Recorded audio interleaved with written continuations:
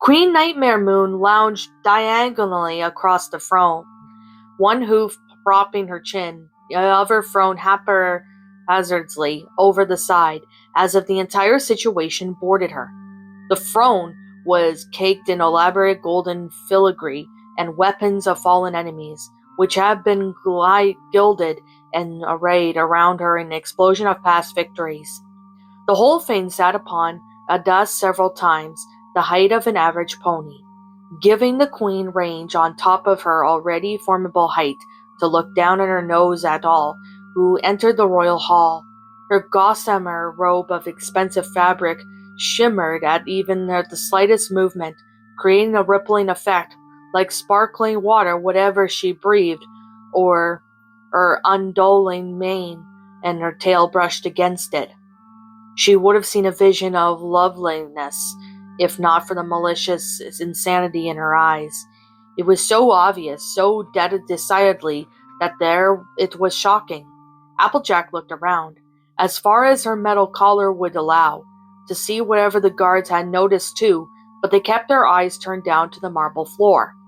Maybe they already knew enough about prickling madness, and also know not to look at the queen's eyes directly, lest the violence also suggested there would be turned upon them. Well now, Queen Nightmare Moon's voice boomed, in despite of her speaking softly. Applejack's ears flattened, which seemed to please her. If her smile was any indication, another earth pony? Is this really the best the Duchess have to offer? Duke Blueblood claimed that the palace was exhausted his duchy currently supply of eligible maidens. Your Majesty, said the unicorn guard, holding one of the chains attached to Applejack's collar. Blueblood is an idiot, the queen said diversely. If he wasn't so painfully biddable, I would have cut off his head years ago. She flicked a hoof at Applejack. How old is this one? 18 winters, Your Majesty. She looks older. Peasant. Living is terrible for the appearance. The queen's mouth twitched. Well, hers at least. It will benefit mine very well enough. Though really, I would have preferred a unicorn or Pegasus maiden over an earth pony. The twitch became a sneer. Despite their precarious predicament, Applejack's hackles rose.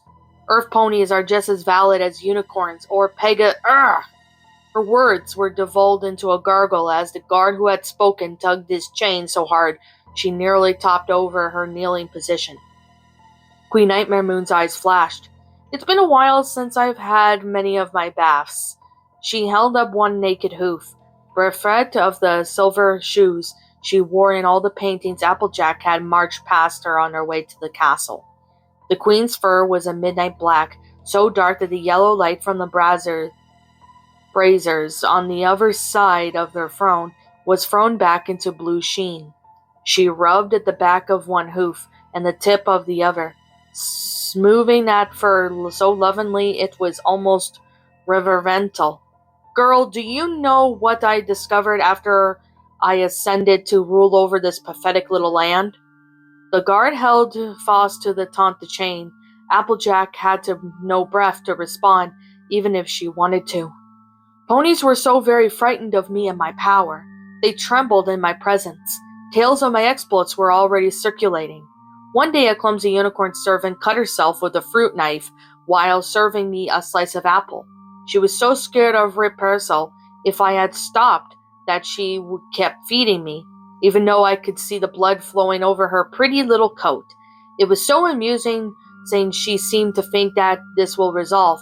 The tendency would please me, as if bewildering to bleed, so that I should not have wait for a bite to eat, that the height of devotion. A few drops of her blood landed on me, and do you know what happened? Where it touched my coat, it was revitalized. The dullness that had started to take hold from battling various rebellious duchy lords and ladies was undone. The tiredness I had begun to feel from my taxing powers vanished. I took the fruit knife and slashed the mare's leg to the bone across her silly diamond cutie mark to test whether this was just a fluke.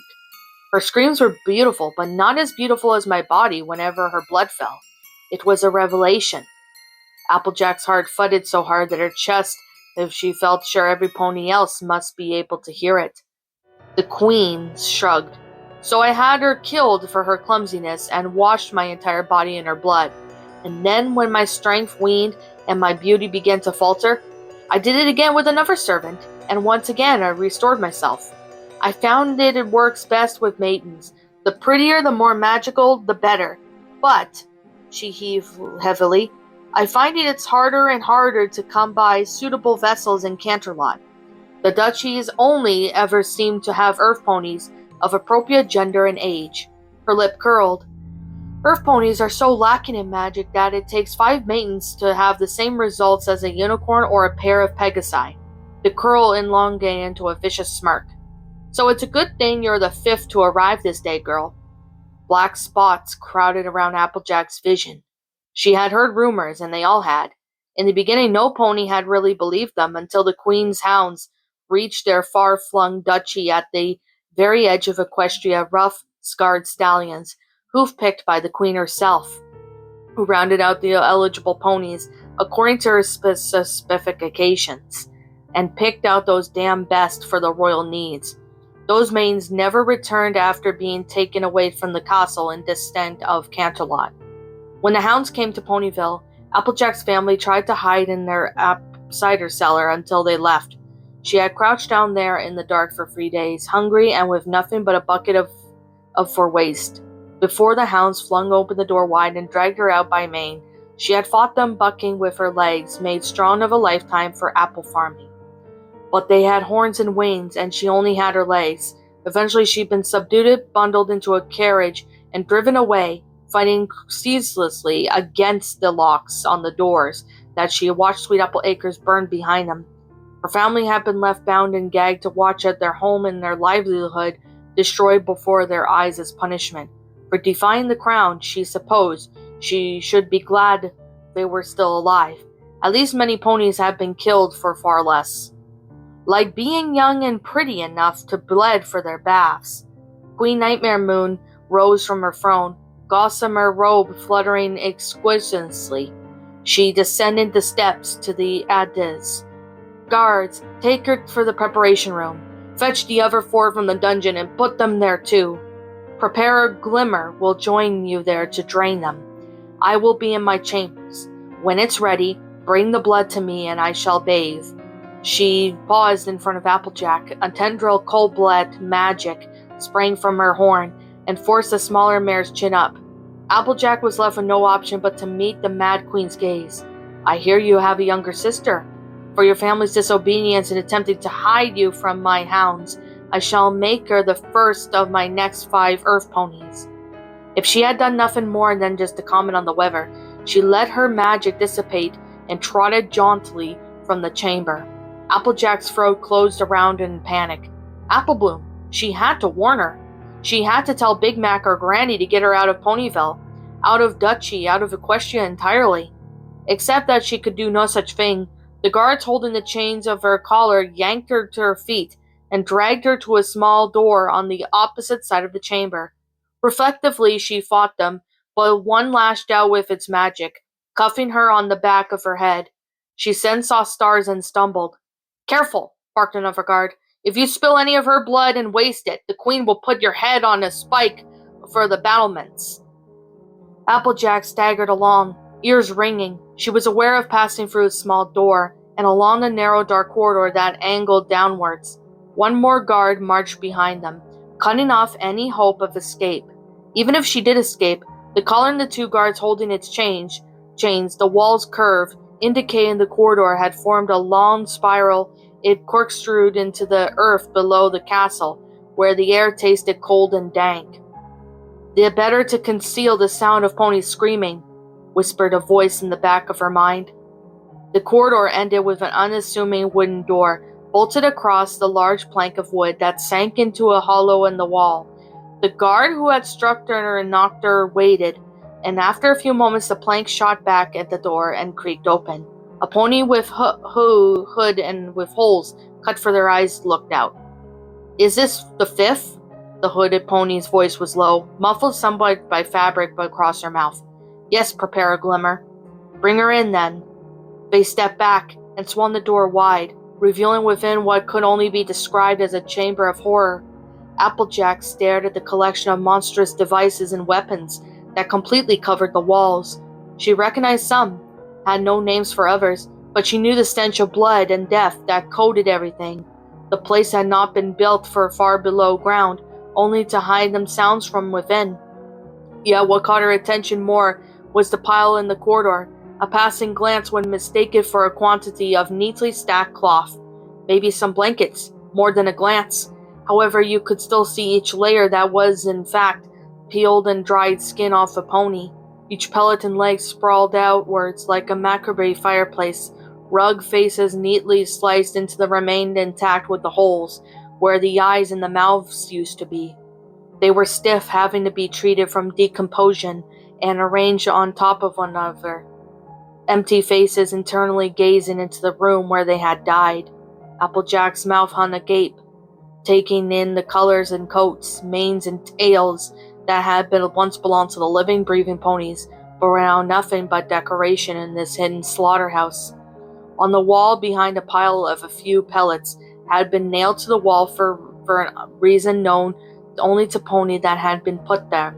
Perhaps these were ponies who had made of an impression than most. Perhaps they were the first that had been murdered down here.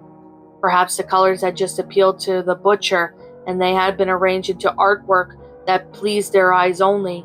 A mint green unicorn dangled from the exceptionally long nail driven right through her skinned face, tangled in her front legs. In a monstrous facet smile of playing music, she hung stringed an instrument of some kind. Beside her, 3 ponies had been arranged as if they were dancing to her silent tune. The wings of Cyan Pegasus and a multicolored mane and tail looked like they had been stuffed with wires to make them stand, and in spite of not having any musculature to keep them upright. One of the pony's limbs and front legs had been tied into a knot with the front leg of a yellow Pegasus with such a long pink tail that brushed against the floor. All the skins had been carefully watched to remove the stains of their amputation from their owners' bodies would have caused. Between the 2 Pegasi, cradled in the knot of cyan and yellow as if they were cradling her, was the skin of an orange Pegasus filly, the smallest of them all, the literal child. Applejack's gorge rose. Something about that tiny skin, swooned and stapled to what could have been a loving embrace, struck a chord in Applejack's brain, overweight the rest of the grotesquerie around it. To be so small, so young, still taken from your home and your family so that your death could feel the vanity of a mad queen. A space that had been cleared in the middle of the floor and a large metal trot set up there. Above it, dangling an enormous hook of securely embedded the ceiling, was a thick chain that ended in sets of manacles, and on the other end of the chain, snaked into the wall where a lever and pulley had been set up to hoist and lower these restraints. Beside the trot stood a wooden table, upon which was arrayed a selection of knives, spikes, and a meat cleaver. These items had been sharpened and cleaned into malicious shine.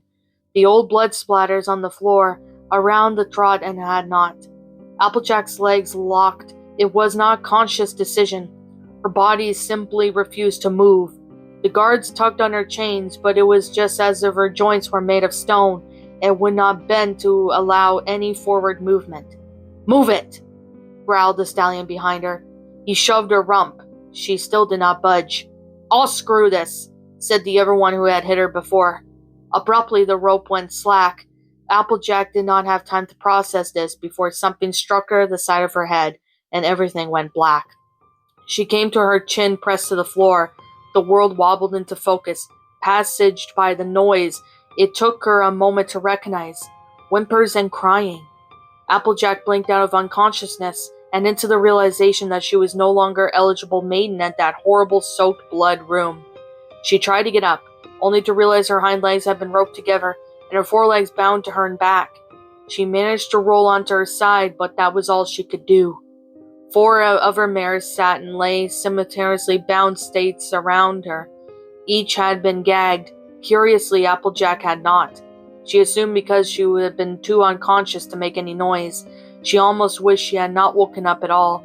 It would have been more merciful to face this kind of death without knowing it was coming. At the movement, the mare's closest to her turn, tears spilled from her blue eyes, a shade darker than blue, and the pink ringlets unraveling around her pale face. She spared from only a glance for Applejack, before turning back to gaze at the skins nailed to the wall. Beside her was another mare, gray in mane, coat and rocks that formed her cutie mark, stared unwrenchingly at the trot. Of course, a second gray mare lay tousled at her feet, black mane disheveled and fur so thick with grime that it nearly concealed the trebled cliff cutie mark. She was so similar to the first gray mare in appearance that Applejack wondered if they were related. The last mare was a bright pink with fine yellow hair and the cutie mark of a white lily. It was one that the majority of the weeping emanated, piercingly fitting for a pony with a cutie mark beletting its flowers in the funeral. Mm! The pink mare squealed. Applejack wasn't sure who the mare was talking to, or what was she supposed to do to help. She was restrained as well as the rest, dizzy from being knocked out. The only ponies in the room that were bound were earth ponies, free armored guards, and the hooded unicorn, led the guard to call the preparer Glimmer. As a unicorn, she now saw not only wore a full hood, but also clothing that covered her neck to hoof tip and bagged up her tail. Her outfit was shiny, almost like plastic or treated leather. It's better to wipe off. The unicorn was thriving something in the leather-bound book popped into the lectern. The scratch of quill nub and sparkle of magic were the only other sounds apart from the gagged mare's crying. She placed the quill down and sighed. "Prepare a Glimmer?" the lead guard asked. "Are you ready to begin?" Prepare a Glimmer nodded. Her movements were maniacal, unemotional, as if she had done this too many times before to invest them of any feeling now. Murdering maidens was just a regular day for the preparer of the Queen Nightmare Moon's baths. One of the free guards trotted over to the wall, telekinetically unbuckling the manacles and lowering the chain using the pulley. Another advanced on the bound ponies, horn glowing. He picked up the mare with the blue and pink mane, who shrieked through her gag, inspiring the fresh, loud sobs from the mare, and with the lily cutie mark. "No, that one first," Lily Guard pointed. "The pink one. Her nose is doing my damn head in." Another guard shrugged, dropping the pale mare, and picked up the pink one instead. She screamed earnest as if she was lifted into the air, a voice so high that sounded like almost a lost child. A memory saluted through Applejack years ago when Ma and Pa were still alive and they had gone to summer fete as family. Applebloom, just a toddler, had wandered away while no pony was looking. Applejack found her under a table by the flowing of her tearful wails. She had carried her baby sister back to her mother, hushing her with the wailing all the muzzles and grateful kisses pressed on top of her head. The smell of Applebloom's hair was suddenly so strong that in her memory she just wanted to check to make sure that she wasn't actually there in this awful place. "I hear you have a younger sister. For your family's disobedience and attempt to hide from my hounds, I shall make her the first of my next 5 earth ponies." Something in Applejack snapped. "Stop it, you varmints! Leave her alone!" As one of all the free guards and preparer Glimmer stopped and stared at her. "Who forgot to gag that one?" the lead guard demanded. "Let her go!" Applejack shouted. "Let all of us go. This is cruel and sick. And I bet a barrel of apples you all know it too. Nightmare Moon ain't even the real queen. She's just a rotten super. We shouldn't be bowing to her with sick Wickams and making her move more powerful. We should be banding together to fight against her. She even admitted that she only needs these baths when she's weakened. Now is the time to strike. We could defeat her and save Equestria." The lead guard stepped closer, bending down to press his nose to Applejack's face. "The queen is the queen," he snarled, "and we are loyal to the queen." The other guards nodded in agreement. "I changed my mind. Drain this one first," silenced her tragious mouth. The pink bear was dropped to the floor so suddenly that it knocked the wind from her. She lay on her back, gasping for air. Applejack felt hoisted up by the second guard's magic. "Nightmare Moon ain't my queen," she yelled, fear replaced by anger. "She ain't nothing but a no good murdering evil fake." Ow! The levitating manacles clamped tightly around her hind legs. The third guard turned the lever to the wall and shortening the chain so that one holding her dropped its magic field. Applejack dangled upside down over the trot. She struggled and wenching her torso back and forth that if she were to do anything. "Do it quickly, Preparer," the lead guard commanded. "The sooner that one's throat is open, the better." "Oh, I'll work quickly," the Preparer Glimmer said. And under the hood, her horn jingled with magic. The knives and spikes and cleavers levitated off the wooden table together. "Everything at once?" The lead guard started to laugh. "It's always a pleasure to watch you work, Preparer Glim." His compliment was ended abruptly, silenced by the spike that passed clean through his throat and back out his neck, neatly cutting his vocal cords and windpipe. A spraying of blood arched behind them. His eyes bulged in surprise, and they kept staring sightlessly as he sank to the ground. The opposite sides of the room, the other two guards kneeled over to Adim, each with a knife lodged firmly into the center of his forehead. It was so quick and so unexpected. For that moment, Applejack did not register what they were dead. "What the? Come on!" Preparer Glimmer's magic wrapped around the manacles, breaking them apart easily as if they were made of paper. "We haven't had much time." Swiftly she used to clear to cut the rope restraints and place Applejack on her hooves on the floor. "Are you able to stand?" "What? How?" Applejack stared. "Why?" "Can you stand?" Preparer Glimmer insisted. Yes. I'll be wobbly for a few minutes, though." "Good enough." Preparer Glimmer released Applejack from her magical field and turned it to the other four bound mares. "I'm not here to harm you. I'm here to set you free. But you must stay quiet and listen to my instructions very carefully if you want to live to see tomorrow." Applejack watched sympathetically and precisely released the prisoners. When the mare is on the terrible clef Mark took off her gag, she rasped, "Who are you? I've been in the Cork Orchestra for 2 years, and I've seen Preparer Starlight Glimmer. She's nearly as mad as the Queen, twice as vile." She gestured at the skins at the corner. "Well, that explains who was responsible for those. You are not Preparer Starlight Glimmer." The hooded pony blew out a breath. "No, I'm not, but I'm here to save you."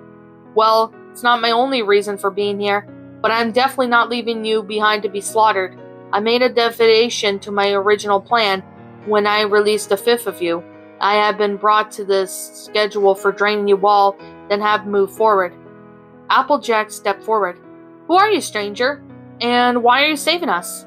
Another sigh, this one frustrated. "Isn't that who I am?" "You're working against the Queen." "Yes. I want to help." That gave the hooded pony pause. "You what?" "She burned down my family farm, tried to butcher me, and promised to do it at my keen, too for the crime of them loving me enough to hide me. You're working against her. I want to help." "Me too." The mare with the tribal clef Mark shakily rose to her hooves. "This mare is right.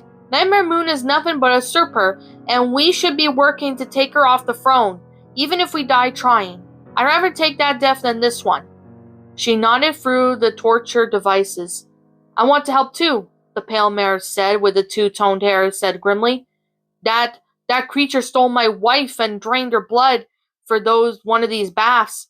Then her barbaric lapdog, Preparer Glimmer, defiled her body to be put her skin on the wall. I want revenge." "I want to go home," the pink mare sniffled. "I just want to go home." "I don't have a home anymore," the gray mare with the cutie mark rocks murmured, voice so soft it was barely audible. "The Queen already took my sisters. I was the last. Mother and father tried to hide me, but—" She trailed off, eyes haunted and dark. Applejack tossed her head, trying to clear the last of her dizziness from her thoughts. "I'm Applejack if you're facing against a false queen. I am with you to the end." The hooded pony looked between them in several times, clearly bewildered, whatever she had expected to happen after she killed the guards and freed them. This was not for it, and for a moment, it seemed like she might reject them. Then she sighed one last time and pulled off her hood. The face underneath was smudged with dirt and damp sweat, purple fur tufting at odd peaks and droves. Her mane had been tied back into a practical braid, and she wore no makeup yet. Applejack's heart leaped all the same. This was quite possibly the loveliest pony she had ever seen.